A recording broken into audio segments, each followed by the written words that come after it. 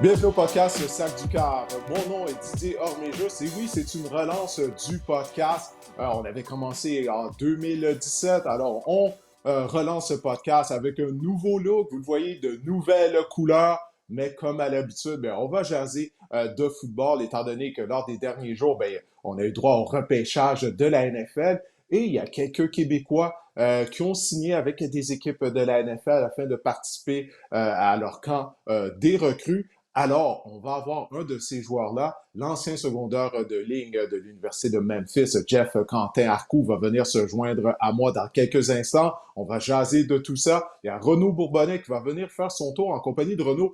On va analyser justement le repêchage 2024 de la NFL. Puis c'est certain qu'on va parler des Falcons Atlanta. On n'a pas le choix. Et comme à l'habitude, Marc-André Chaloux va venir faire son tour afin de discuter de fantasy football. Plusieurs joueurs ont été repêchés. Il y en a qui ont la possibilité justement d'avoir un impact pour votre équipe de fantasy football dès le mois de septembre. Alors, on va discuter de tout ça en compagnie de Marc-André Chaloux. Mais tout d'abord, le nouveau membre des Dolphins de Miami, Jeff Quentin Arcou, se joint à moi afin de l'interviewer. Jeff, j'imagine les derniers jours ont dû être très excitants pour toi. Tu as passé par toute la gamme des émotions. Tout d'abord, on te voit qui porte fièrement la casquette des Dolphins de Miami. Tu as signé avec les Dolphins, tu vas participer à leur camp de recrues qui va avoir lieu au début du mois de mai. Donc, dis-moi là, comment tu te sens maintenant là, que tu portes les couleurs des Dolphins et que tu espères de les porter au mois de septembre également. Oui, premièrement, Didier, merci là, de me recevoir. C'est toujours un plaisir. Deuxièmement, comme tu le dis, là, j'ai passé par toute la gamme d'émotions durant les derniers 48 heures.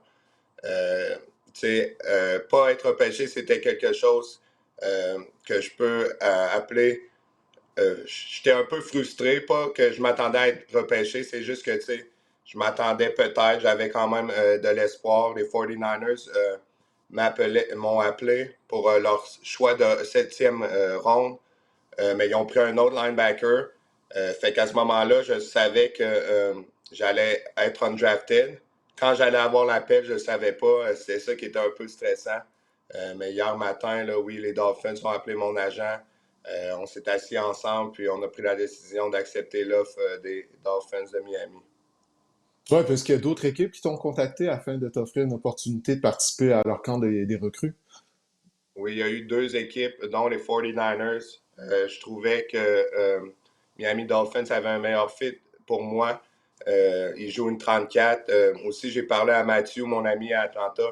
Puis, tu sais, lui, il a joué les Dolphins. Il sait un peu, en tant qu'O-line, il sait un peu le talent des linebackers. Puis, je crois vraiment, là, puis lui aussi, que je peux aider là, l'équipe à être meilleure là, dans la boxe. Oui, ça, il n'y a aucun doute là-dessus, mais tu mises également sur beaucoup de polyvalence, hein. Toi, je crois que tu te vois plus comme un secondaire intérieur au sein d'une défense 34, mais tu peux jouer sur le coin de la ligne également. Oui, également. Puis tu parles de polyvalence. Il y a des gens qui ont fait des carrières NFL seulement là, avec les special teams. Moi, mon but, ça va être vraiment de dominer sur special teams durant ma première année pour m'assurer de faire partie des 53 53-man roster. Oui, parce qu'on a changé le règlement au cours de la saison morte du botté d'envoi du côté de la NFL. Ça pourrait jouer en ta faveur, là, parce que depuis le début de ta carrière universitaire, si on remonte à l'époque où tu portais les couleurs de l'Orange Syracuse, tu as été en mesure d'exceller sur les unités spéciales.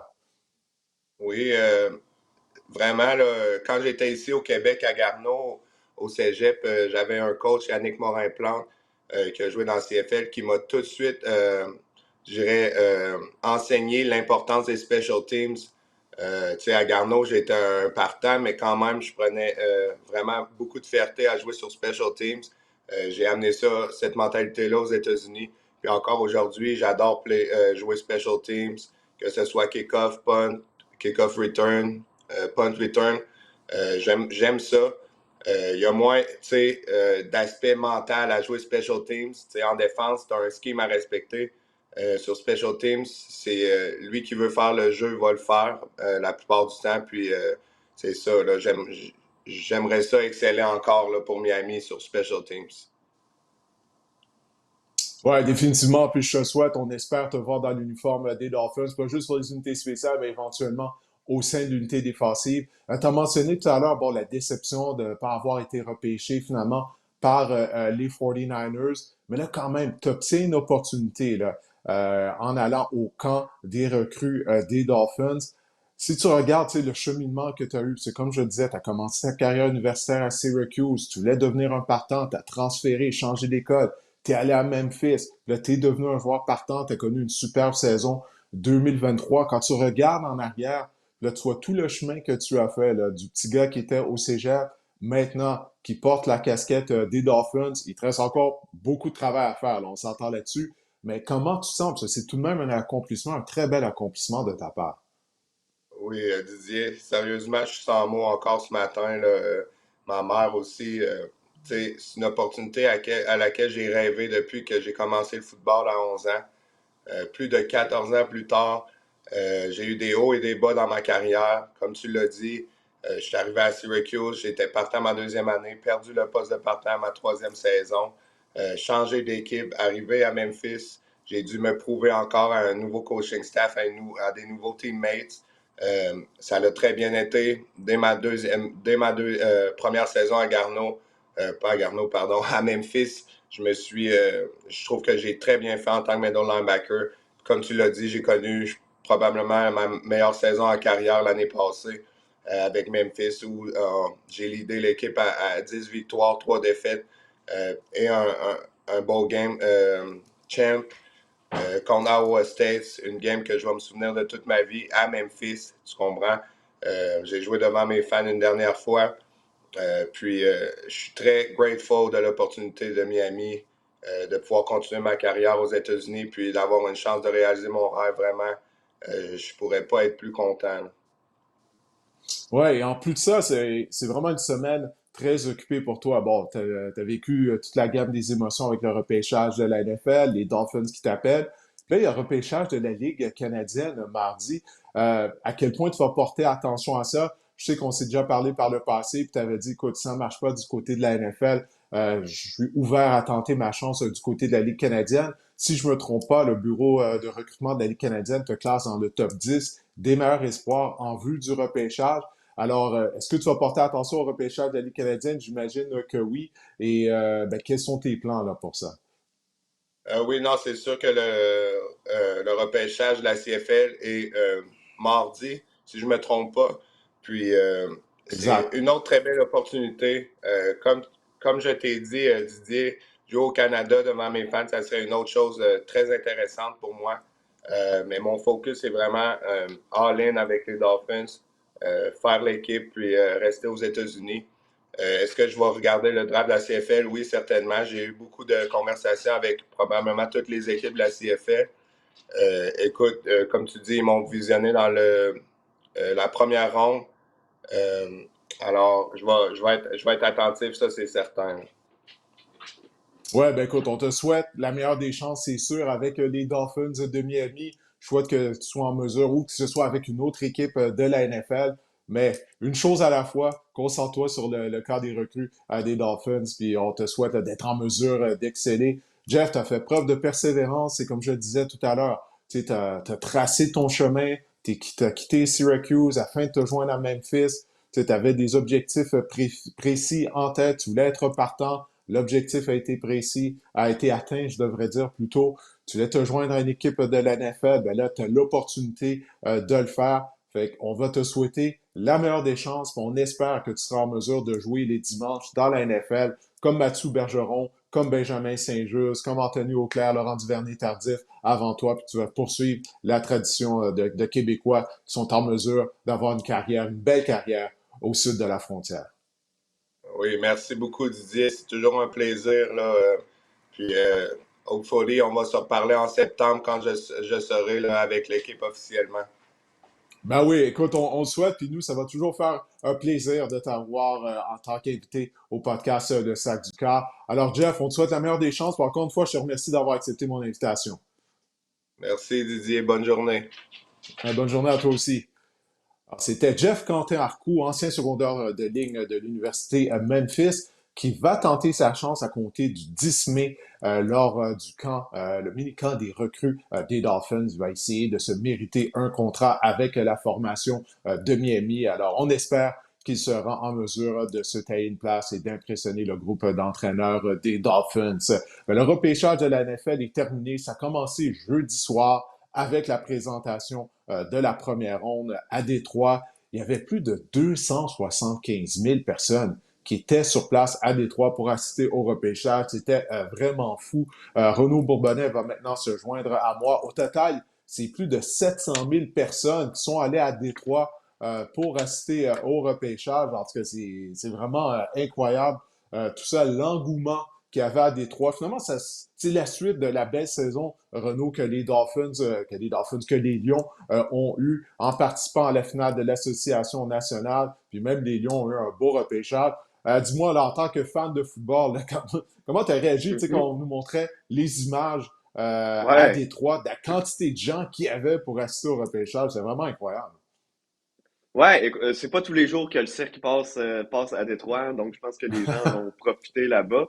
Puis après la première ronde, là, je sais pas si tu te rappelles, mais ou du moins vers la fin de la première ronde, Roger Goodell était monté sur l'estrade pour annoncer aux gens qu'ils avaient battu un record pour le nombre de personnes présentes pour une première ronde du repêchage de la NFL et qu'il leur en restait vraiment pas beaucoup s'ils voulaient battre le record. Ils l'ont pulvérisé le lendemain.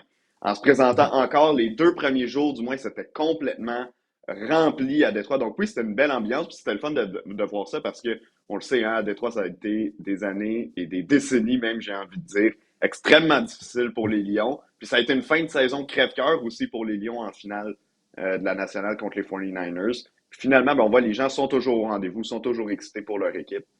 Puis ils en ont pour leur argent, je pense, pour les prochaines années parce que les Lions ont une bonne équipe. Ouais, du côté d'Atlanta, ben, les gens se sont déplacés également afin d'assister au repêchage dans le stade des Dolphins. On a vu les réactions sur les réseaux sociaux des partisans des Falcons qui étaient incrédules, tout comme la majorité du monde de la NFL, des gens qui couvrent la NFL, les amateurs de football, par la sélection de Michael Penix au 8e rang au total. On n'a pas le choix de commencer notre analyse du repêchage en parlant de cette sélection de Phoenix par les Falcons. Tout le monde a été surpris. C'est d'une certaine façon incompréhensible, étant donné que les Falcons avaient mis sous contrat il y a un mois auparavant, lors de la période des joueurs autonomes, Kirk Ouais. Cousins, on lui a donné un contrat de 90 millions. Là, Michael Penix s'amène à Atlanta. Tout d'abord, ça a été quoi ta réaction? Je sais que tu as été surpris également, mais qu'est-ce que tu Ouais. penses de tout ça? Est-ce que tu vois un scénario où finalement c'est peut-être une bonne idée qu'a eu le DG des Falcons, Terry Fontenot? Ben, en fait, moi, je le vois en deux temps. Le fait de prendre Michael Penix, qui était vu là, dans l'ensemble comme un choix peut-être en fin de première ronde, mais pour la majorité des gens qui étaient vu comme un choix de deuxième ronde là, au poste de corps arrière. Euh, bon, tu l'as dit, il y a un contrat de 4 ans qui a été donné à Kirk Cousins. Le fait d'avoir repêché Penix en première ronde donne droit à une 5e année d'option aux Falcons, un peu comme ça avait été le cas avec Jordan Love, rappelle-toi, il y a quelques années avec les Packers. Donc, le fait de l'avoir repêché en première ronde ne me dérange pas vraiment. C'est le fait qu'on soit allé avec le 8e choix au total, qu'on n'ait pas plutôt pris le temps de faire une transaction pour monter plus tard dans la ronde et de faire la sélection. Ça, c'est au moment où la sélection a été faite que je me suis dit ça. Mais quand ensuite j'ai vu McCarthy sortir au Minnesota, que j'ai vu Bo Nix sortir 12e à Denver, je me suis dit, ben, la réalité, c'est que est-ce qu'il aurait encore été là plus tard, Michael Penix? Parce que visiblement, les équipes se sont lancées sur les corps arrière. Les 6 des 12 premiers choix étaient des passeurs. Donc, ça en dit long sur la nature du repêchage de cette année. Maintenant, il y a des réponses qu'on ne trouvera jamais à certaines questions. C'est-à-dire, si les Falcons ne prennent pas Michael Penix, est-ce que les autres équipes s'empressent aussi vite de prendre leur corps arrière? L'autre question, c'est pourquoi est-ce qu'on n'a pas contacté Kirk Cousins avant? Tu as vu sûrement les informations qui ont sorti par la suite des journalistes qui ont parlé à l'agent de Kirk Cousins qui disait nous, on a été avertis de ce qui se passait pendant que les Falcons étaient en train d'attendre leur tour pour repêcher, donc quand ils étaient ce qu'on appelle on the clock. Et on a vu aussi le bureau des Falcons en train d'expliquer au propriétaire Archer Blank la décision. On n'a pas pu entendre ce qui se disait, mais on voyait qu'il y Ouais, avait c'est ça, peut-être un là. petit peu d'incompréhension dans la discussion. Donc, je pense que Ouais, c'est mais les gens la sont partis façon dont avec on ça a sur les géré la réseaux situation. sociaux. C'est ça, les gens sont partis avec ça Ouais, sur les réseaux sociaux, là, l'image de Terry Fontenot en conversation avec Arthur Blank. Mais là, bon, ouais. comme tu l'as dit, on n'entendait pas On qu'est-ce n'entend qui pas. se disait. C'est ça, là, est-ce qu'il parlait vraiment là, de la sélection de Michael Penix? Est-ce qu'il tentait vraiment de lui expliquer tout ça? Je ne sais pas. Mais Ouais. ce que je sais avec certitude, c'est que Arthur Blank, c'est lui là, qui paye le salaire des joueurs. OK? Donc, c'est lui Ouais. qui s'est engagé à donner 90 millions de dollars à Kirk Cousins. D'aucune façon, je crois qu'il s'attendait à ce que son équipe repêche Michael Penix au 8e rang. On a dû avoir des conversations avant le Mhm. repêchage, j'ose croire. Mais depuis que Terry Fontenot est le DG des Falcons, Renaud, c'est comme s'il essaie d'assembler une équipe de fantasy football. Faut que tu construis une Ouais. équipe de football. Puis on avait d'autres lacunes du côté des Falcons. Puis je sais qu'on a adressé ces lacunes-là, notamment au niveau de la ligne défensive lors des autres rondes. Mais toutefois, au 8e rang, on avait l'opportunité de repêcher les meilleurs joueurs disponibles au repêchage en défense. Mais on voit, bon, choix de 2e ronde, on est allé à la position de plaqueur. 3e ronde, Braylon Trice, ailier défensif, ancien des Huskies de l'Université de Washington, donc un coéquipier de Michael Penix. C'est un bon joueur. Je ne crois pas toutefois que Trice est le genre de joueur qui va réussir 10, 12, 15 sacs à tous les ans, Mais non. sacs du quart. Donc, on a tout de même adressé des besoins qu'on avait plus tard. Il y a 7 rondes au repêchage, mais ça fait pas de sens. Peu importe la façon dont on regarde ça, la sélection de Penix, ça fait pas de sens. Faut pas oublier, les Falcons, c'est une des équipes qui aurait pu mettre sous contrat, du moins faire une offre de contrat à Lamar Jackson l'année Ouais. dernière durant la saison morte. Ils ne l'ont pas fait. On a roulé les dés avec des carrières qui manquaient de talent pour être carrières partant, notamment avec Desmond Ridder la saison dernière. On a jugé qu'on n'avait pas besoin de Bill Belichick, alors que Belichick était intéressé afin de devenir l'entraîneur-chef. On est allé avec Ryan Morris. Je souhaite que Ryan Morris se connaisse du succès. Mais tout ça pour dire, je ne peux pas donner bénéfice du doute à l'organisation des Falcons, Renault, parce que cette équipe-là, ça fait 8 ans qu'elle n'a pas participé aux éliminatoires. Là. Depuis la déconfiture au Super Bowl contre Ouais. les Patriots de la Nouvelle-Angleterre, ça va pas bien à Atlanta. Et là, on vient de créer une très mauvaise situation au sein de l'équipe parce que durant les entraînements, là, les joueurs ils vont voir Penix en action. Il a tout un bras. Si Kirk Cousins ne joue pas bien, qu'est-ce que tu penses qui va arriver? Les joueurs vont commencer à Non, se dire non, hey, ça pourquoi va on n'envoie pas crier. Michael Penix en mêlée? Oui, là, Kirk Cousins revient d'une blessure, d'une grave blessure au tendon d'Achille. Il est âgé à la mi-trentaine. J'ai bien hâte de voir ça, mais j'ai l'impression qu'on continue là, du côté d'Atlanta. Finalement, qu'est-ce qu'on a fait depuis lors des 3 dernières années? On a été incapable de participer en éliminatoire, aux éliminatoires. Peut-être que ça va se poursuivre. Mais écoute, on a plusieurs sujets au menu, notamment les Bears de Chicago qui, eux, détenaient le tout premier choix du repêchage. Sans surprise, ils ont arrêté leur sélection sur Caleb Williams, carrière de l'université USC. Il est très talentueux. Bon, sinon, il n'aurait pas été sélectionné au tout premier rang Mhm. du repêchage. Mais qu'est-ce que tu as pensé justement de la sélection de Penix et du reste du repêchage de Chicago? Dans le cas des Bears, j'ai bien aimé ce qu'on a fait. Évidemment, difficile de cracher sur la transaction qui a été complétée l'année dernière, hein, après coup. Un an plus tard, ça a l'air d'un véritable coup de génie. Les Bears qui se sont débarrassés du tout premier choix l'an dernier ont hérité de celui des Panthers cette année qui était le premier au total. Et là, on a vraiment rempli les coffres. Puis c'est fou de voir, je prends par exemple, l'an dernier, rappelle-toi, avant le repêchage, on pensait aux Texans de Houston, qui avait le deuxième choix au total. On se disait, c'est une équipe qui va passer encore quelques années dans le fond de la cave. Finalement, on complète une transaction pour aller chercher CJ Stroud et Will Anderson au haut du repêchage. Puis les Texans ont vraiment bien fait l'année dernière. Ils ont même gagné un match éliminatoire, alors qu'on pensait même pas qu'ils pouvaient penser aux éliminatoires. Dans le cas des Bears, je trouve que c'est un alignement qui change beaucoup et rapidement depuis 2 ans aussi. Bon, c'est sûr que l'année dernière, on n'a pas connu une grande saison, surtout la première moitié de saison, où l'attaque Mhm. prenait tellement de la patte qu'on avait de la difficulté à faire quoi que ce soit. Mais les dollars qu'on a investis en défense en deuxième moitié de saison, oui, c'est vrai à une période où les matchs étaient peut-être moins importants, mais quand même, il y a des joueurs qui se sont levés en défense. Et là, cette saison morte, c'est en attaque qu'on fait les changements complets. On amène Keenan Allen, on amène un DeAndre Swift dans le champ arrière. Et là, on a la chance de mettre la main sur un Caleb Williams et sur un receveur de premier plan en Rome Odunze au 9e show au total. Personnellement, je ne pensais pas qu'ils allaient aller avec un receveur, étant donné qu'ils comptent déjà sur DJ Moore et Keenan Allen. Ils ont décidé de le faire quand même. Ben, tu sais quoi, j'aime ça quand même. C'est un choix de profondeur. Ça va ajouter du talent dans cette attaque-là des Bears. Puis il faut dire aussi qu'un gars comme Keenan Allen, il revient d'une blessure importante et c'est un gars qui commence à avancer en âge. Donc, est-ce qu'il va être sur la pente descendante dès sa première année à Chicago? C'est pas impossible. Donc, je pense qu'on a pris une police d'assurance ici. Donc, oui, je suis content du travail fait par Chicago, particulièrement en première ronde. Personnellement, moi, j'ai pas aimé la sélection de Odunze. OK? J'adore Rome Odunze. C'est un joueur spectaculaire avec les Huskies de l'Université de Washington. Il était le receveur numéro un de Michael Penix. Il est capable de les attraper 50-50, il les gagne. Là. OK? C'est pas 50-50 Mhm. lorsque tu lances le ballon dans sa direction. Il va chercher régulièrement le ballon à son plus haut point. Il réussit des réceptions acrobatiques avec régularité. Mais toutefois, du côté des Bears, à cause de qu'est-ce que tu as mentionné, le fait qu'on a mis la main sur Keenan Allen. DJ Moore a un gros contrat. Ça fait beaucoup, mais beaucoup d'argent qui va être investi à la position de receveur avec l'ajout de Odunze. Mais en plus de ça, tu joues à Chicago.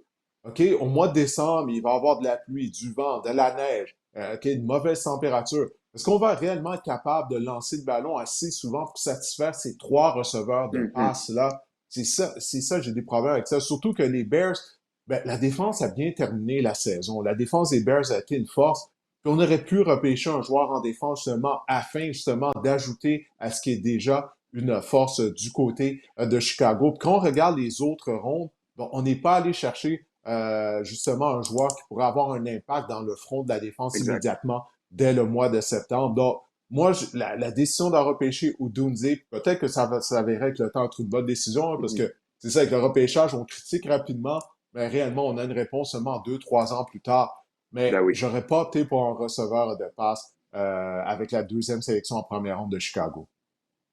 Pour ajouter à ce que tu dis, surtout qu'au neuvième rang, Chicago aurait pu avoir le luxe de prendre le premier joueur défensif qui finalement est sorti Mhm. au 15e rang à Indianapolis, mais on avait le choix. C'est qui le joueur défensif que tu aimes le plus dans le repêchage? Il est à toi. Donc, pour cette raison-là, moi aussi, on dirait que ça m'a surpris quand Andunze a été pris. Au final, je pense que, étant donné que c'est un joueur de grand talent, comme tu as dit, il va trouver le moyen de se démarquer à Chicago. Mais sur le moment, oui, ça m'a surpris de le voir sortir. Ouais, puis imagine-toi si on avait ajouté un Byron Murphy ou Dallas Mhm. Turner à notre front en défense, là, cette défense-là qui est déjà bonne, ben là, elle aurait le potentiel peut-être de devenir dominante. Mais en tout cas, bon, comme je l'ai dit, c'est le temps qui va nous dire là, si ça a été une bonne sélection, mais je suis pas certain. Du côté de Chicago, là, ça me laisse beaucoup de points d'interrogation, cette sélection de Rome Odunze. Les carrières ont été une des histoires de la première ronde. Écoute, c'est quoi, ces 6 carrières ont été repêchées en première ronde? 612. Ouais, 612, c'est ça, Ouais. lors des 12 premiers choix. Donc, la moitié des 12 premières sélections ont été des carrières. Ça a été un repêchage, une première ronde qui a été dominée par les joueurs en attaque.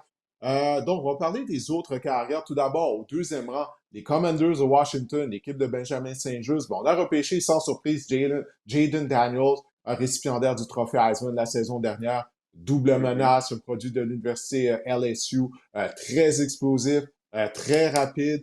Qu'est-ce que tu as pensé rapidement, là, justement, du fait que les Commodores ne sont pas cassés la tête? On avait besoin de carrière qui a le potentiel de devenir notre quart de concession et le visage de l'équipe de Washington. Ouais, ben écoute, ça fait longtemps qu'on n'a pas été excité de voir une attaque des Commanders de Washington sur le terrain. Ça a été difficile au cours des dernières années. Puis bon, l'an dernier, hein, on comptait sur Sam Howell, qui a pas fait un travail horrible, là, je tiens à le dire quand même. Il travaillait derrière une ligne à l'attaque qui avait énormément de difficultés. Finalement, on a décidé de passer un autre appel, de l'envoyer à Seattle dans une transaction. Et on fait confiance à Jaden Daniels, puis c'est pas sans nous rappeler il y a 12 ans, quand les Redskins, à l'époque, Didier, avaient repêché Robert Griffin III, un autre carrière double menace Hmm. sur le terrain, un autre carrière qui a été repêché deuxième au total par Washington. Et moi, sans dire que ce sont le même type de joueurs, je pense qu'il y a quand même des différences à faire entre les deux. Jaden Daniels n'a pas la carrure aussi frêle, selon moi, qu'un Robert Griffin III avait à l'époque. Par contre, il fait quelque chose que Robert Griffin III fait, et ça m'inquiète un peu. Je trouve que parfois, il a tendance à ne pas se protéger ou encaisser des gros coups. Ouais. D'ailleurs, je pense que tu Hmm. l'as mentionné pendant le repêchage. Et moi, si j'étais, bon, je veux pas dire propriétaire à Washington parce que c'est pas les mêmes propriétaires qu'il y a 12 ans quand Robert Griffin a été repêché, mais si j'étais dans l'organisation de Washington, j'irais faire un tour vers Jalen Daniels, puis je vais dire c'est la première chose qu'on va apprendre à faire maintenant dans la NFL, c'est se protéger parce qu'on veut pas un autre cas à la Robert Griffin avec les Commanders, ça c'est sûr et certain. Ouais, non, c'est vrai, parce que Jaden Daniels, des fois, il essaie de courir, mais tu sais, le fait, bon, il pèse quoi, 210 livres, ça a été son poids Ouais, au combine, au corps d'évaluation de la NFL, mais on le voit, il est grand et mince, mais malgré tout, ça l'empêche pas des fois d'essayer de courir comme s'il était Derrick Henry. Puis là, oui. je me souviens du match contre Alabama, il s'est fait frapper. Il doit apprendre à sortir à l'extérieur des limites du terrain, à pas absorber ces contacts-là inutiles. Parce que du côté de la NFL, c'est un bon point que tu amènes. Il va pas durer, il va finir par se blesser s'il est tout aussi téméraire, s'il demeure téméraire comme il l'a été à LSU. Alors, je suis certain du côté des entraîneurs des Commanders, on va lui parler de ça, mais les joueurs qui sont pas capables de se débarrasser des fois là, de cette mauvaise habitude, Non. c'est pas sur le terrain en tant qu'arrière, t'aides pas ton équipe, puis on veut pas assister, on veut pas avoir Daniel subir une blessure, comme Anthony Ben Richardson, il non. s'est blessé l'année Ben, dernière c'est ce que très j'allais tôt. dire. Ben voilà, puis là, on a perdu sa saison recrue du côté des Colts. Alors, du côté des Commanders, c'est certain on va pas vouloir que ce genre de choses se produisent. Maintenant, les Patriots de la Nouvelle-Angleterre sont toujours à la recherche d'un carrière afin de remplacer Tom Brady. Et puis là, ben, c'est terminé, bon, bien sûr, pour Mac Jones, qui porte maintenant les couleurs des Jaguars de Jacksonville. Drake May, on a arrêté notre sélection sur le carrière de North Carolina. Drake May est très jeune, est âgé de 21 ans seulement. Alors, Jacoby Brissett devrait être le carrière partant au début de la saison du côté des Patriots. Mais on va voir comment May va performer lors du camp d'entraînement, lors des matchs préparatoires. Ben, c'est un carrière qui a un physique imposant. Il est capable de courir malgré le fait qu'il n'est pas reconnu comme Mhm. étant une double menace. Toutefois, du côté de May, moi, j'ai vraiment des questions concernant la précision de ses passes parce qu'il marche par séquence. Il peut connaître une excellente première demi. Là, en deuxième demi, il y a des passes qui sont 10 pieds par-dessus la tête de ses receveurs de passes. Donc, il peut marcher par séquence durant la même rencontre. Mais qu'est-ce qui est intéressant, c'est son jeune âge. Âgé seulement de 21 ans, surtout comparé à d'autres cas qui ont été repêchés, comme Michael Penix, qui est déjà âgé de Ouais. 24 ans. Donc, on se dit qu'il a un grand potentiel du côté des Patriots, qu'on va le développer. Qu'est-ce que tu penses justement de la sélection de mai par la Nouvelle-Angleterre? Ouais, puis visiblement, les Patriots l'aimaient beaucoup parce qu'il y a eu beaucoup de ragots au cours des jours qui ont précédé le repêchage, même le jour même du repêchage. Donc, il y avait beaucoup d'équipes qui étaient intéressées à transiger pour aller chercher le troisième choix au total afin de faire l'acquisition de Drake May, justement. Puis avoir à la vitesse à laquelle les KR sont partis, je suis pas nécessairement surpris des informations qu'on entendait à ce propos-là.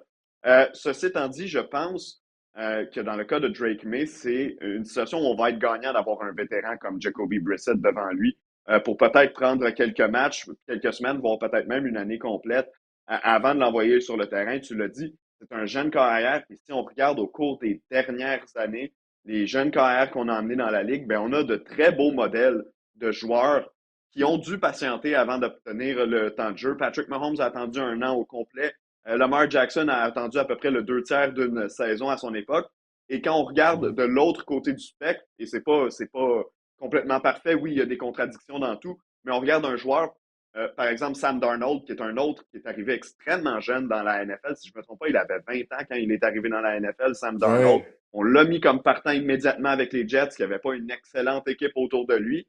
Et sans dire qu'il serait devenu une super vedette si ce n'était pas de ça, je pense quand même qu'il y avait un meilleur potentiel que ce qu'on a obtenu finalement pour Sam Darnold dans la NFL. Donc, dans le cas de Drake May, tu l'as dit, il y a certaines passes, des fois, qui manquent de précision, mais c'est pas qu'il n'est pas capable de les faire parce qu'on le voit dans d'autres moments, être capable de livrer la marchandise sur des gros jeux. Donc, au niveau de la constance, peut-être travailler avec le groupe d'entraîneurs des Patriots, prendre notre temps. C'est un troisième choix au total. Ça passe pas à tous les ans où on réussit à mettre la main sur un KR de grande qualité ou du moins avec autant de potentiel qu'un gars comme Drake May. Donc oui, je serais patient avec lui si j'étais les Patriots. Maintenant, du côté des Vikings du Minnesota, ben, on a repêché, on a eu deux choix de première ronde avec notre première sélection en première ronde. On a Mhm. repêché le carrière J.J. McCarthy, produit des Wolverines de Michigan. Bon, on se souviendra au mois de janvier dernier, il avait mené les Wolverines au championnat national au niveau du football universitaire américain. Toutefois, McCarthy, lorsqu'on regardait jouer avec les Wolverines, on lui demandait pas de faire beaucoup de choses, hein, étant donné que Jim Harbaugh misait sur une excellente attaque au sol. Puis c'est là que je me dis, on lui a jamais demandé de transporter l'attaque. Euh, donc, est-ce qu'il va être capable de le faire au Minnesota? C'est sûr qu'on va pas tenter de passer le ballon pendant une soixantaine de fois à chaque semaine du côté des Mhm. Vikings. Mais quand même, tu sais, moi, lorsque on repêche un carrière en première ronde, je me dis, est-ce que ce joueur-là a le potentiel au moins de faire partie du top 10 des carrières du côté de la NFL? Moi, je suis pas convaincu que McCarthy a ce potentiel-là. Mais quand tu regardes, bon, l'enrobage du repêchage des Vikings avec notre deuxième choix de première ronde, on était cherché, c'est considéré comme étant un des meilleurs chasseurs de cartes du repêchage en Dallas Turner, ancien de l'Alabama. Mais toi, est-ce que tu crois que les Vikings ont mis la main sur un carrière qui pourra faire partie du top 10 de la NFL peut-être dans 3 à 4 ans? Là? Je suis pas 100% vendu sur le cas McCarthy. Didier, je me rappelle le soir, au mois de janvier, où les Wolverines ont gagné le championnat national, le mot qui se passait sur McCarthy, c'était que ce serait un joueur repêché en dehors de la première ronde. Peut-être qu'une équipe allait prendre une chance en fin de première ronde sur lui, mais que, règle générale, c'était un espoir qu'on voyait en dehors de la première ronde. Ben, d'une façon quelconque durant la période de recrutement, c'est ce que j'appelle en culotte courte. Donc, pendant le combine, pendant la période donc où il n'y a pas de football, ben, il est passé d'un choix extérieur de la première ronde à un choix top 10. Et moi, c'est le genre de choses qui me laisse tout le temps un petit point d'interrogation quand je vois des joueurs, surtout des corps arrière, monter de la sorte. Ceci étant dit, les Vikings avaient besoin de faire quelque chose. Je parlais tantôt des équipes qui ont parlé avec les Patriots. Bon, dans les rumeurs, il y avait justement le nom des Vikings qui peut-être auraient aimé monter au repêchage pour faire la sélection d'un Drake May. Et ils ont transigé avec les Jets d'ailleurs pour repêcher J.J. McCarthy, monter d'un rang et repêcher McCarthy au 10e rang total. Moi, je ne suis pas convaincu par McCarthy, surtout qu'avec Michigan, tu l'as dit, de un, on ne lui demandait pas de faire la totale pour l'attaque, mais de deux, il avait une très, très bonne équipe autour de lui, visiblement une machine de guerre prête à aller jusqu'au championnat et à gagner ce championnat national-là. Donc, non, être les Vikings, on dirait que je serais un peu nerveux, mais j'ai l'impression qu'on va avoir des réponses assez rapidement parce que les Vikings, contrairement aux Patriots, ben, ils n'ont pas fait nécessairement de recrutement de vétérans ou du moins de vétérans qui puissent être là et espérer donner du succès à l'équipe le temps de développer McCarthy. Donc, j'ai l'impression qu'on risque de le voir rapidement. Et c'est un autre gars que moi, personnellement, j'aurais voulu qu'on prenne du temps avant de le voir sur le terrain.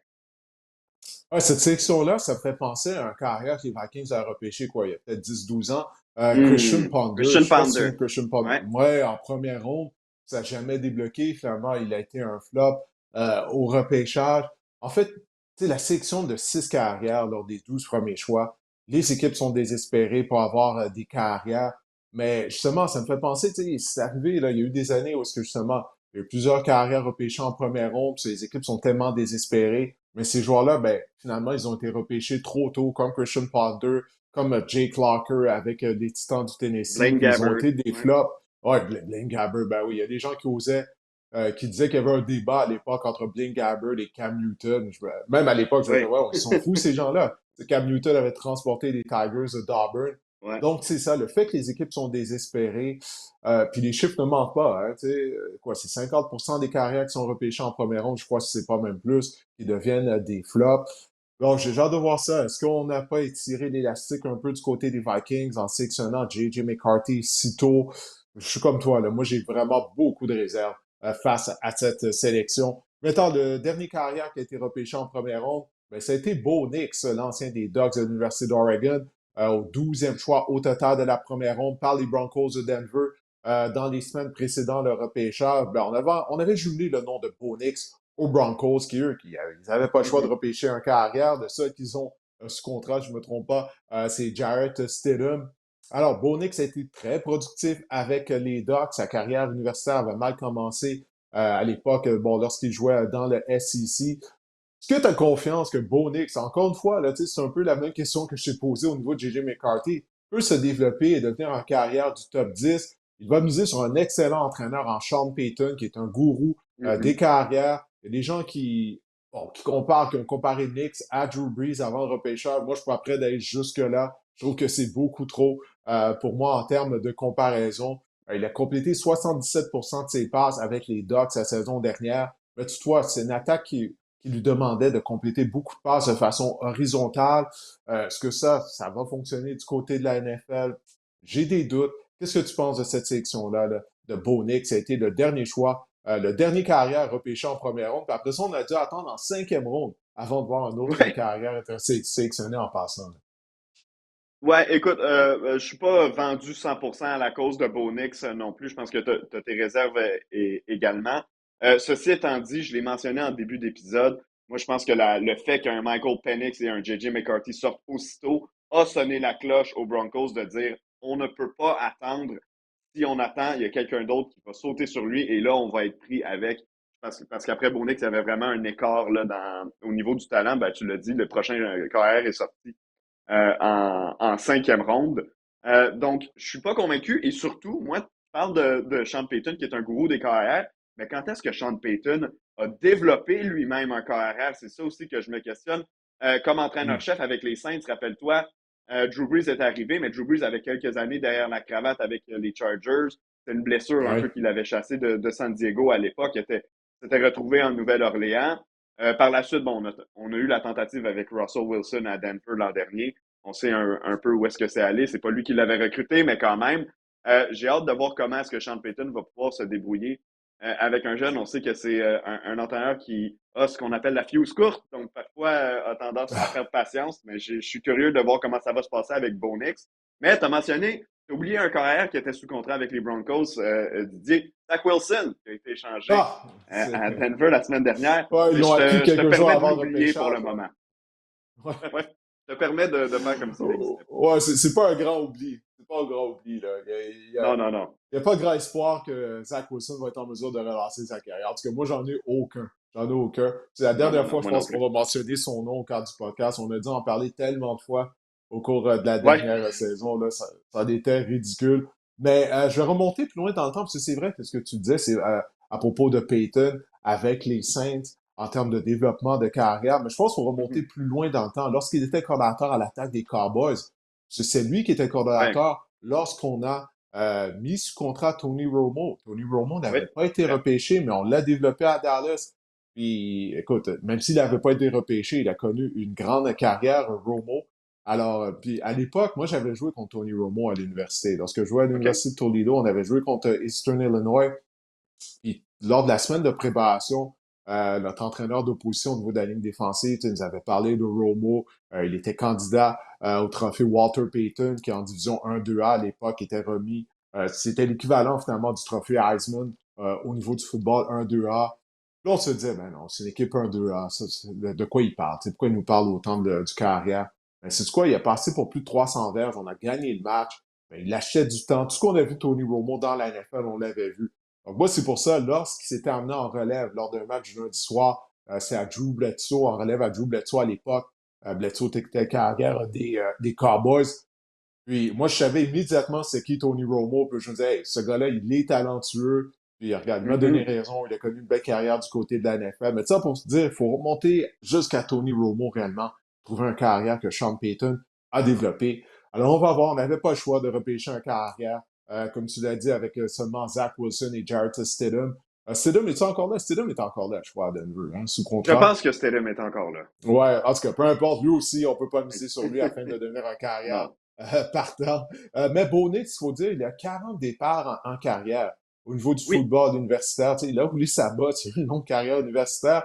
Donc, il est prêt possiblement mentalement à être partant dès le mois de septembre. Alors ça, au moins, c'est un positif de son côté. On va y aller rapidement, parce qu'il nous reste tout de même quelques sujets. La sélection de Brock Bowers par les Raiders. Les Raiders de Las Vegas qui, eux, étaient à la recherche d'un carrière. Je pense que ça, c'est vraiment une des équipes qui a été surprise par la sélection de Michael Penix par Atlanta. Parce que du côté des Raiders, il y a des rumeurs comme quoi qu'on avait Penix dans notre mise, mais malheureusement, il ne s'est pas rendu à la sélection de Las Vegas. On a sélectionné Brock Bowers. Moi, j'ai toujours de la misère lorsqu'on repêche tôt des idées rapprochées, malgré le fait que Bowers, écoute, il est tellement talentueux. Lorsqu'il était en santé, il était possiblement le meilleur joueur du football universitaire américain avec Jaden Daniels. Pour moi, en tout cas, parce qu'en santé, il est vraiment toute une arme. Il est très explosif à la position d'aider rapproché. Puis, en fait, c'est un receveur de passe format géant à la Travis Ouais. Kelce. Ouais, ben complètement. Puis comme toi, moi, je me garde des réserves sur les alliés rapprochés, repêchés aussi haut. Bon, Kyle Pitts, il y a quelques années à Atlanta, ce qui était le On début là, de la attend partie toujours. fantasy football des, ouais, Ouais. des Falcons. Mais si on remonte un peu il y a quelques années aussi, là, à l'intérieur du top 10, si je ne me trompe pas, ou du moins en première ronde, les Buccaneers avaient sélectionné O.J. Howard, qui finalement avait tout hein, pour réussir dans la NFL, un physique de Dieu grec, était énorme, courait Ah oui, à une c'est bonne vrai. vitesse pour son physique. Finalement, il a roulé sa bosse à Tampa Bay, a fait un tour à Buffalo à un certain moment aussi, mais ça n'a jamais été un joueur d'impact. Donc, ça m'a surpris un peu de voir les Raiders y aller, quoique on le savait que quelqu'un prendrait Brock Bowers quelque part en première ronde, et probablement dans la première moitié de la première ronde, c'est arrivé. Mais ce qui m'a surpris avec les Raiders aussi, c'est que l'an dernier, rappelle-toi, en deuxième ronde, on a fait la sélection d'un ailier rapproché, Michael Mayer. Et Oui. immédiatement, ben, on réplique l'année d'après en allant combler ce qui, au final, est-ce que c'est vraiment un besoin pour les Raiders? Je ne le sais pas. Et surtout, les Raiders, ils en ont des besoins parce que c'est pas une équipe de grands talents sur le terrain. Donc, j'ai été surpris par cette sélection-là de la part de Las Vegas et surtout, je sais que le front office, le bureau, les dirigeants ont changé du côté de Las Vegas, mais quand même, je me permets de le dire, au cours des dernières années, ça a été extrêmement difficile au repêchage pour cette équipe-là, particulièrement en première ronde. On a eu beaucoup de flops. J'espère pour eux que ça ne va pas se poursuivre dans cette veine. Ouais, j'ai l'impression du côté des Raiders, le fait que Phoenix n'était plus là, on a tout simplement repêché le joueur qui restait, qui était le mieux classé au Oui. niveau de notre classement des espoirs du repêchage.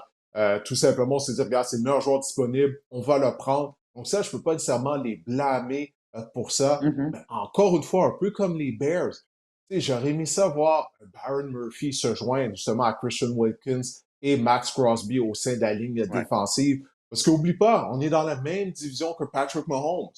Là, est-ce qu'on est assez bien Exact. nanti à la position de carrière pour marquer autant de points que les Chiefs? Je sais que les Raiders ont battu Kansas City en saison régulière l'année dernière, mais quand même. Donc, si on avait ajouté un autre joueur de ligne défensive qui a le potentiel de dominant, de jumeler à Wilkins et Crosby, là, à chaque fois qu'on affronte Mahomes, on aurait pu lui faire la vie dure.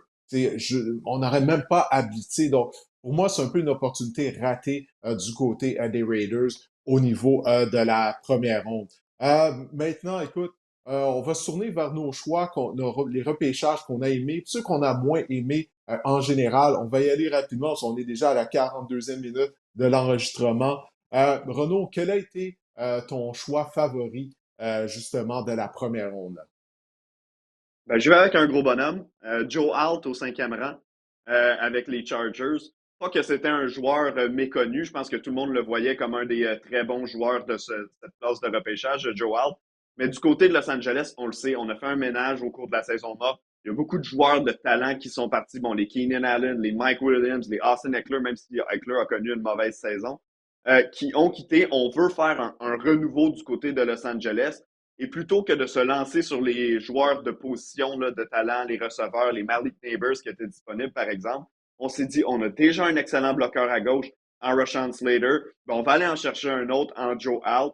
Bon, visiblement, quelqu'un va devoir jouer à droite dans toute cette histoire-là, mais quand même, on le sait, on veut limiter le nombre de coups donnés sur Justin Herbert, qui, au cours des dernières années, a non seulement été frappé plus souvent qu'à son tour, mais a joué blessé souvent aussi. Je me rappelle d'avoir il y a 2 ans. Il a passé une saison complète avec quoi? Une côte qui était endolorie. Donc, c'est pas Oui. l'idéal pour cette équipe-là. On veut commencer du bon moment, puis surtout, on le sait que les joueurs, les receveurs de nos jours gagnent de gros sous lorsqu'ils deviennent des vedettes. Est-ce qu'on se dit, est-ce qu'on va gagner dans les 4 prochaines années du côté des Chargers? On ne sait pas si on va être prêt à aspirer au championnat d'ici là. Donc, pourquoi aller chercher un Neighbors et au moment où on va vouloir que la fleur ouvre, devoir le payer 30 millions de dollars par année si ce n'est pas rendu plus d'ici là. Donc, moi, j'ai aimé la sélection d'un Joe Hart. On solidifie la ligne à l'attaque du côté de Los Angeles. J'ai l'impression que là, on a un duo de bloqueurs qui pourrait faire le travail pour, on ne sait pas, mais peut-être les 10 prochaines années. Ouais, moi, j'ai adoré la sélection de Leatu Latu par les Colts d'Indianapolis. Mhm. Pour moi, il était le meilleur chasseur de quart du repêchage, même devant Dallas Turner du Crimson Tide de Ouais. l'Université de l'Alabama. Latu, bon, toutefois, il a été opéré au cou il y a quelques années lorsqu'il portait les couleurs de l'Université de Washington. Mais il a été très productif. avec les Bruins de UCLA. Ce que j'aime, c'est la façon dont il utilise ses mains. C'est déjà un technicien. Tu vois pas généralement un aussi jeune joueur qui arrive à sa première année dans la NFL posséder des aussi bonnes techniques pour presser les carrières adverses. Alors là, tout, j'aime cette section-là par les Colts d'Indianapolis. Les Colts ont participé aux éliminatoires l'année dernière. Le fait qu'il y a tellement de 6 des 12 premières sélections ont été des carrières. Je crois que le premier joueur défensif a été repêché seulement en 16e position, je crois. Ça fait qu'il y a des bons joueurs en défense qui ont chuté au repêchage. Finalement, ben, se sont retrouvés avec des équipes qui sont déjà de qualité, qui ont participé aux éliminatoires la saison dernière, comme les Colts d'Indianapolis. Alors là, tout, ben, il va juste justement aider à améliorer les Colts selon moi. Maintenant, est-ce qu'il y a, mis à part Michael Penix, on s'entend là, ça a laissé tout Ouais. le monde incrédule cette sélection-là. Est-ce qu'il y a un autre choix qui t'a laissé, ben, justement là, incrédule lors de la première ronde? T'as surpris.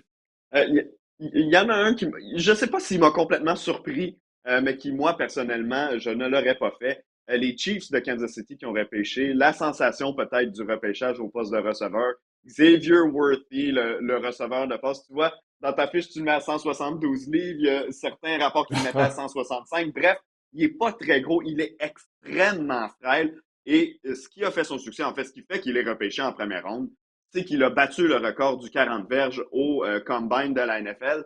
Et c'est pourquoi je l'ai proclamé moi-même, grand gagnant de la période des culottes courtes, j'en parlais tantôt, mais le grand gagnant là, de la saison où il n'y a pas de football et où on fait du recrutement seulement sur les qualités des joueurs.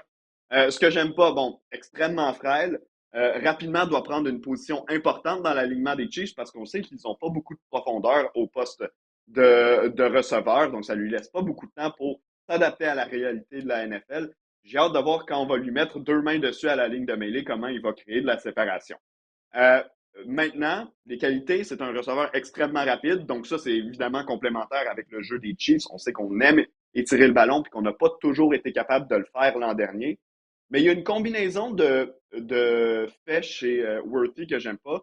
C'est le fait que oui, c'est un receveur qui exploite les zones profondes, mais c'est un receveur qui attrape beaucoup de ballons avec son corps et non pas avec les mains. Et je trouve que c'est une combinaison qui parfois fait peur, surtout dans les zones profondes où tu vas parfois avoir besoin de t'étirer plus loin que le demi-coin ou le maraudeur qui te protège. Euh, pour moi, le plafond d'un gars comme Worthy, puis il va en faire des jeux, j'en suis certain, avec les Chiefs, mais je le vois un peu comme un gars comme Marcus Valdes-Scantling qui était là jusqu'à l'an dernier, c'est-à-dire un gars qui, oui, va dans les zones profondes, mais qui a besoin de son corps pour attraper des ballons, ce qui fait que lorsque le ballon doit tomber directement dans les mains, des fois, on échappe des ballons que certains autres receveurs auraient peut-être attrapés. Puis on l'a vu avec Valdes-Scantling l'an dernier. Oui, il a fait des gros jeux. Oui, c'est lui qui a mis le dernier couteau dans le cercueil des Ravens en finale de conférence dans l'américaine. Mais dans la saison régulière, c'est aussi un gars qui a échappé beaucoup de ballons et qui a échappé des victoires carrément pour les Chiefs.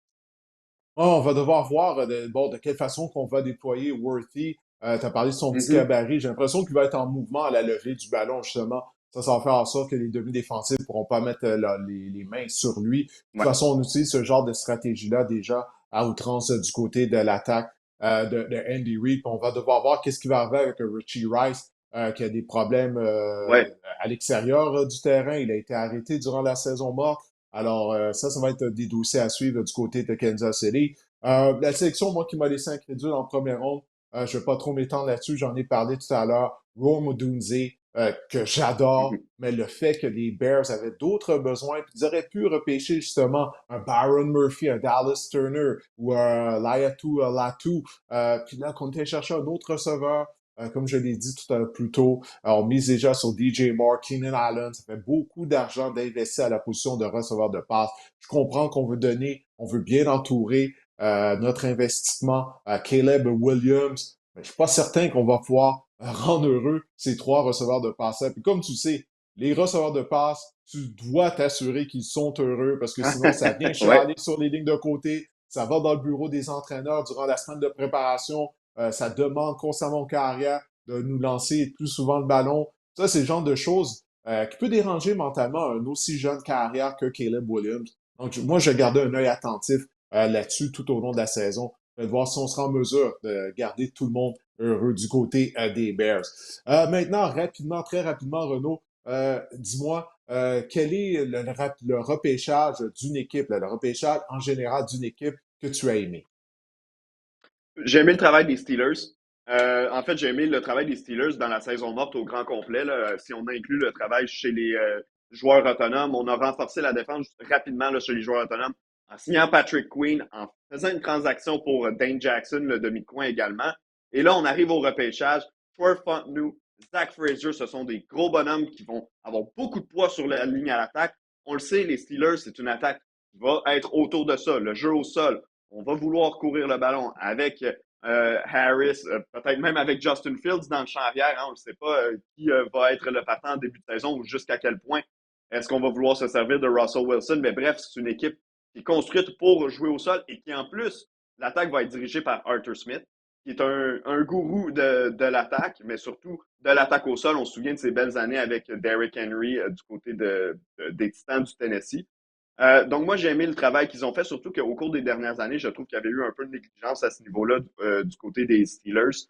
À chaque année, on revenait avec des problèmes de ligne à l'attaque, et à chaque année, on se disait la même chose. Bon, ils sont pas capables d'étirer le ballon parce qu'ils n'avaient pas de corps arrière. Et ça remonte même aux dernières années à Ben Roethlisberger. Mais la défense fait toujours du travail et on a de bons porteurs de ballon. Alors, pourquoi ne pas miser sur nos forces du côté des Steelers? Je pense que c'est ce qu'on a fait au cours de ce repêchage-là. On a même été chercher un receveur, Roman Wilson, bon, en troisième ronde. On verra, c'est un projet selon moi, mais quand même dans un repêchage où il y avait énormément de profondeur au poste de receveur. On s'est dit pourquoi pas aller régler les problèmes sur la ligne à l'attaque. Ensuite, il va y en avoir des receveurs. On va en prendre un. Robin Wilson, ancien de Michigan, c'est pas un receveur qui a un physique imposant, mais peut jouer à la position de demi inséré. Il est habitué de bloquer, parce que, comme tu le sais, les Wolverines misaient sur une excellente attaque au sol. On était robuste en attaque. Donc ça, c'est un aspect qu'il Ouais. faut pas oublier. Wilson est capable de faire ça.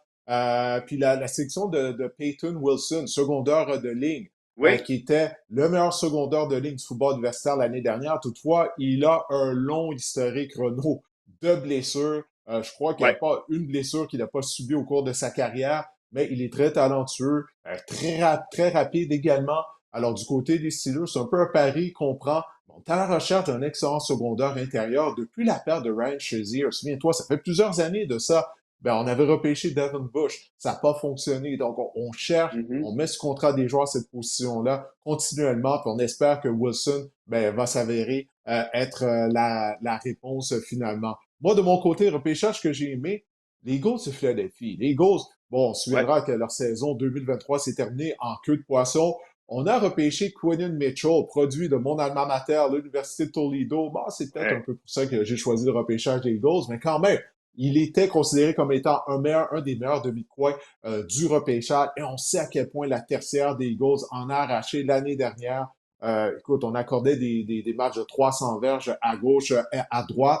Mais ce que j'aime, c'est qu'en plus de Quinton Mitchell, qui est un gros demi-coin, là, OK, plus de 190 livres, a reçu un chrono de 4 secondes et 33 centièmes aux 40 verges, 20 répétitions développées couchées. Je sais, pour un demi-coin, ça veut rien dire, mais ça démontre sa force physique. Ouais. Il est robuste, Ouais. très rapide. En plus de ça, en deuxième ronde, tu vois qu'on était chercher Cooper DeJean, un autre demi-coin, un produit de l'Université Iowa. C'est un autre demi-coin qui est un gros bonhomme. Il pèse plus de 200 livres. Alors, ce serait intéressant de voir est-ce qu'on va l'utiliser à la position de demi-coin ou à celle de maraudeur. Mais une chose est certaine, c'est qu'il amène de la polyvalence au niveau de la tertiaire des Eagles de Philadelphie.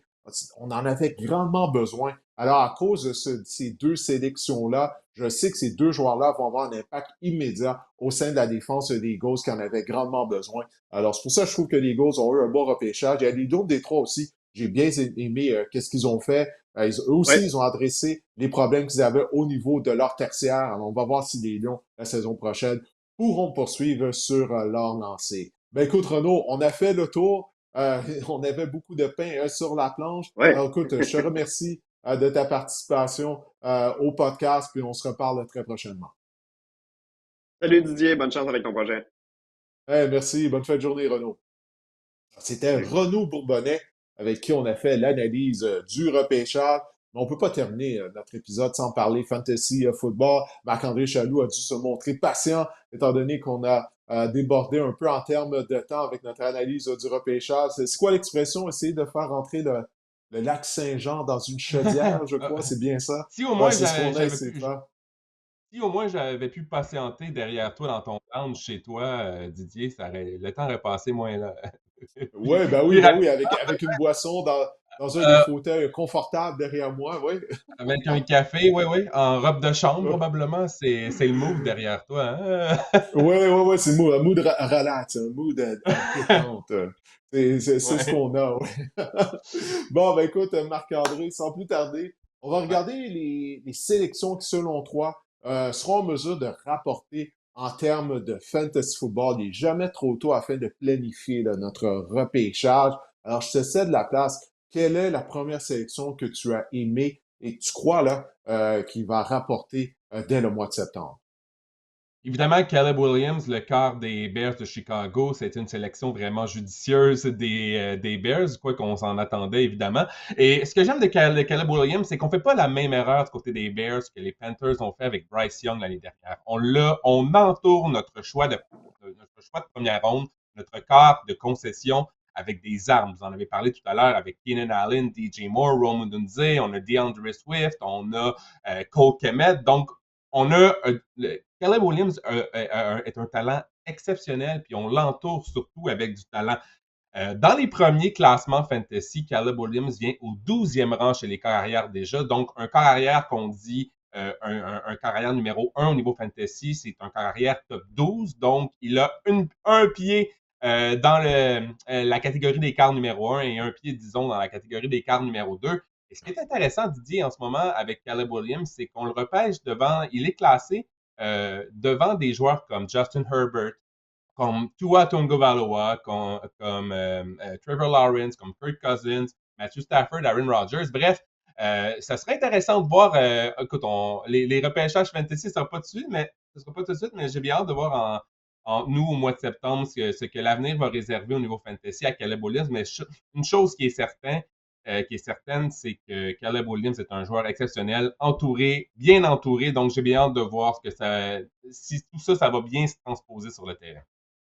Ouais, ce qui va pouvoir résister à l'historique qui est vraiment terrible des Ah, Bears à la position de carrière, on le sait. On t'arrache de carrière et toi depuis Sid Lockman. Je sais qu'on a gagné un Super Bowl à Jim McMahon en 85, mais la carte de visite de cette grande édition des Bears, c'était la défense et l'attaque au sol avec Walter Payton. On a participé à un autre Super Bowl avec Rex Grossman, mais encore une fois, la force de cette édition-là, c'était la défense et le jeu au sol. On va voir si finalement ça va débloquer à la position de carrière des Bears de Chicago. Maintenant, J.J. McCarthy, je viens d'en parler avec Renaud Bourbonnais. Je suis curieux de savoir, en termes de fantasy football, qu'est-ce que tu penses de cette sélection de la part des Vikings du Minnesota? Si je suis McCarthy, je vais essayer de viser Justin Jefferson à toutes les fois que je recule derrière ma ligne à l'attaque ou à peu près. et il va batailler pour le poste de quart numéro 1 avec Sam Darnold. Donc, je sais pas pour toi, mais pour moi, je trouve qu'il y a quand même des bonnes chances d'être le quart partant lors de la semaine numéro 1. De meilleures chances JJ que McCarthy, Michael Penix. ouais, absolument, absolument. L'affaire avec McCarthy, c'est que je trouve qu'il ressemble vraiment à Kirk Cousins dans son style de jeu, dans le sens que c'est un joueur qu'on dit qui est parfois erratique en zone profonde, mais dans les zones courtes, dans les zones intermédiaires, il est efficace avec un haut taux de réussite au niveau de ses passes. Donc là, je vois des comparaisons avec Kirk Cousins et on a évidemment, tu en as parlé, des armes à sa disposition. Justin Jefferson, TJ Hawkinson qui va manquer début de la saison et Jordan Addison. Il débarque au Minnesota, J.J. McCarthy, il n'est pas avec une attaque quand même bien garnie, on peut dire ça comme ça. Et ce qui est l'avantage de J.J. McCarthy, c'est qu'il est capable, même au niveau universitaire, il dirigeait une attaque qu'on dit professionnelle, une attaque de la NFL, celle de Jim Harbaugh à Michigan. Il est le quart numéro 17 en ce moment au niveau fantasy, donc un quart numéro 2. Intriguant selon moi, avec énormément de potentiel. J'ai hâte de voir comment tout ça va se dessiner lors lors du camp d'entraînement. Mais pour moi, J.J. McCarthy est un grand gagnant du repêchage 2024 de la NFL. Ah, ouais, il arrive vraiment dans une belle situation. La question, c'est lui, là. Est-ce qu'il a vraiment l'étoffe d'une carrière numéro 1? Ben, ça, il y a juste le temps qui va nous le dire. Maintenant, les Cardinals d'Arizona, eux, ils étaient au quatrième rang du repêchage et puis depuis la fin de la saison régulière, ben, on parlait comme quoi qu'ils allaient sûrement repêcher Marvin Harrison Jr. Ils sont pas cassés la tête. Ils ont Non. sélectionné l'ancien receveur vedette des Buckeyes d'Ohio State. Alors, est-ce qu'il va permettre à Kyler Murray de relancer sa carrière et surtout, est-ce qu'il sera en mesure d'avoir un impact pour ses futurs propriétaires en termes de fantasy football? La réponse courte est oui. Non, non, mais la réponse longue, ben, c'est T'es probablement confiant? le meilleur joueur du repêchage, toutes positions confondues, 2024, Marvin Harrison. Et surtout, tu viens d'en parler, il arrive déjà dans une position avec un quart établi. Un quart qui, il n'y a pas de si longtemps que ça, était un candidat au titre de joueur par excellence de la NFL. Donc ça, c'est intéressant côté de Marvin Harrison. Maintenant, il devient le receveur numéro 1 d'entrée de jeu, le receveur éloigné numéro 1 des Cardinals de l'Arizona. On a beau aimer Michael Wilson, mais Marvin Harrison Non, est non, 100 là, fois plus talentueux que Michael Wilson. Il y a Trey on McBride, passe aux l'ailier choses rapproché sérieuses. aussi. Ouais, ouais, ouais, ouais. Il y a Trey McBride, l'ailier rapproché aussi, qui devrait connaître une autre saison, disons, en ascension côté fantasy, Trey McBride. Mais pour Marvin Harrison, il est le receveur numéro 14 en ce moment dans les nouveaux classements fantasy. Il est devant Michael Pittman, DJ Moore, Drake London, entre autres. Donc, il faut en ce moment, il va falloir probablement investir un choix de deuxième tour ou troisième tour fantasy en Marvin Harrison sans connaître, sans même qu'il ait reçu un seul ballon dans la NFL. Donc ça demeure quand même une chose non négligeable, mais il a un potentiel, on l'a dit, astronomique. Il devrait recevoir d'entrée de jeu, selon moi, au moins une dizaine de ballons à son direction par match. Donc pour moi, Marvin Harrison, c'est le real deal, comme on dit en anglais. C'est un joueur étoile en devenir. C'est le meilleur même joueur du trio de receveurs de passe de première ronde ou de début première ronde qui a été repêché. Donc pour moi, Marvin Harrison, oui, ça devrait avoir un impact fantasy vraiment d'entrée de jeu lors de la semaine numéro Ouais, pour moi, Marvin Harrison, je le comparais à Larry Fitzgerald avant le repêchage. Là, ben, il se retrouve avec l'ancienne équipe de Fitzgerald en Arizona. Alors, on va bien sûr suivre le développement de sa carrière. Maintenant, il y a un autre receveur qui retient ton attention. Il s'agit de Keon Coleman des Bills de Buffalo. Les Bills qui ont complété 2 transactions en première ronde afin de finalement se sortir de la première ronde. Mais ils ont repêché Coleman. Je ne sais pas si tu as vu des faits saillants de son un. point de presse euh, Ouais. avec les journalistes à Buffalo. Il est très sympathique. Le jeune Coleman, un produit de l'université FSU.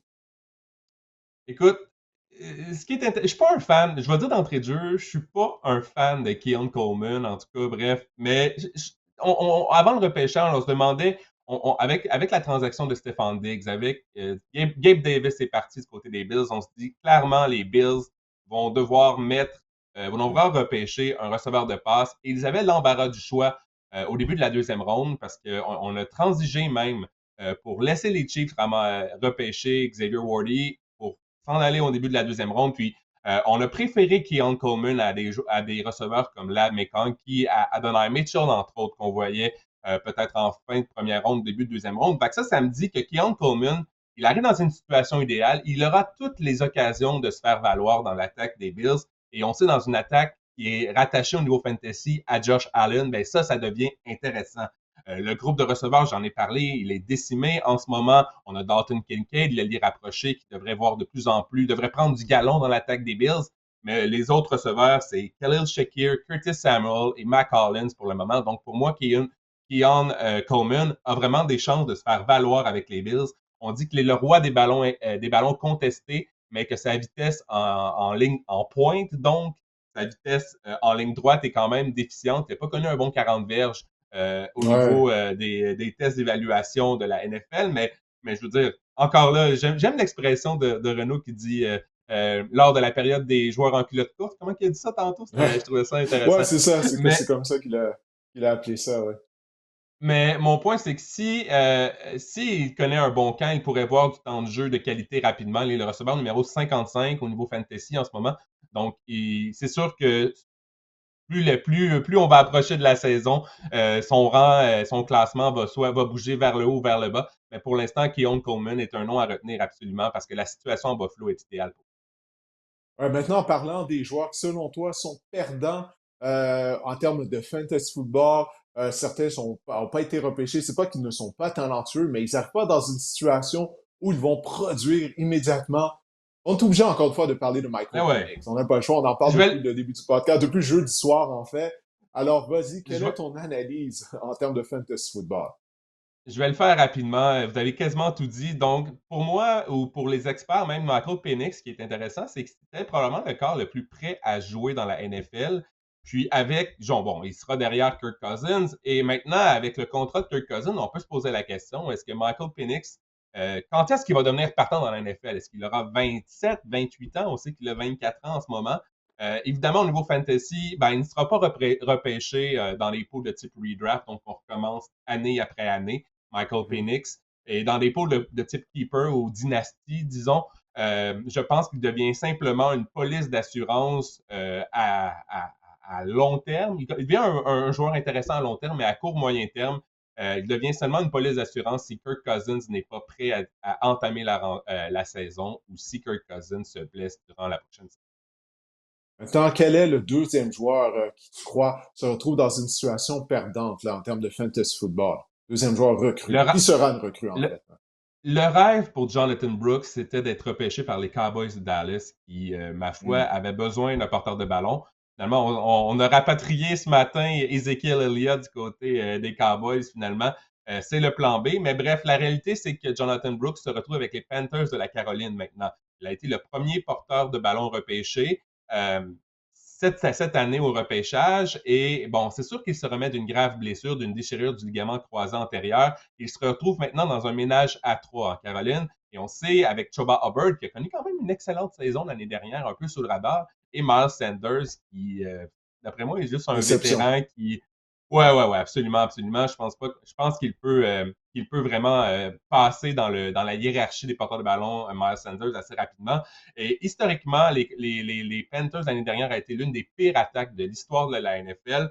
Et j'aime l'idée de Jonathan Brooks. J'aime l'idée du repêchage aussi de Xavier Legette. Au moins, on ne fait pas la même erreur deux fois. On s'est acheté également une ligne à l'attaque du côté des Panthers. Donc, pour moi, pour l'an 2, Bryce Young sera un corps à rabais. Et du moins, on tente vraiment d'aider notre jeune carrière, ce qu'on n'a pas fait l'année dernière. Ce que les Bears ont fait avec des armes en attaque, on a transigé pour Deontay Johnson également, le receveur de passe des Steelers. Donc, pour moi, ce serait intéressant de voir les Panthers de Caroline cette saison, mais je pense pas ça va rapporter des dividendes dès septembre en l'an 1. Donc, pour moi, Jonathan Brooks, au niveau fantasy, ça devient un joueur simplement de type keeper, qui est type dynastie. Il pourrait peut-être voir de l'action, peut-être en troisième essai, mais pour moi, demeure quand même un porteur de ballon marginal, bien qu'il est hyper talentueux. Ouais, il y a des joueurs comme Michael Penix, on n'arrête pas d'en parler, mais là, dans cet épisode du podcast, Rome Odunze est deuxième. Là, j'ai l'impression que tu vois les choses du même œil que moi, là, de son arrivée Ouais. à Chicago. C'est intéressant de voir la perspective entre Caleb Williams est un gagnant et Rome Odunze est un perdant parce qu'il est hyper talentueux, c'est pas ça la question, mais il arrive dans une situation complexe, vous en avez parlé tout à l'heure, il y a maintenant beaucoup de bouches à nourrir du côté des Bears et il va se retrouver comme peut-être, surtout dès le départ, comme troisième roue du carrosse. Et on sait, moi, j'ai réfléchi à tout ça, puis l'année dernière, j'aimais tellement Jackson Smith-Njigba du côté des Seahawks de Seattle, puis on avait DK Metcalf, on avait Tyler Lockett, puis on s'est dit, ah, c'est pas grave. Hein? Hmm. JSN, receveur plus talentueux, va trouver une façon de tirer son épingle du jeu, de recevoir des ballons. Ça a été vraiment une saison décevante pour JSN la saison dernière. Puis je pense que Rome Odunze, ça peut, du moins à sa saison recrue, ça peut ressembler à ce que JSN a vécu du côté des Seahawks de Seattle.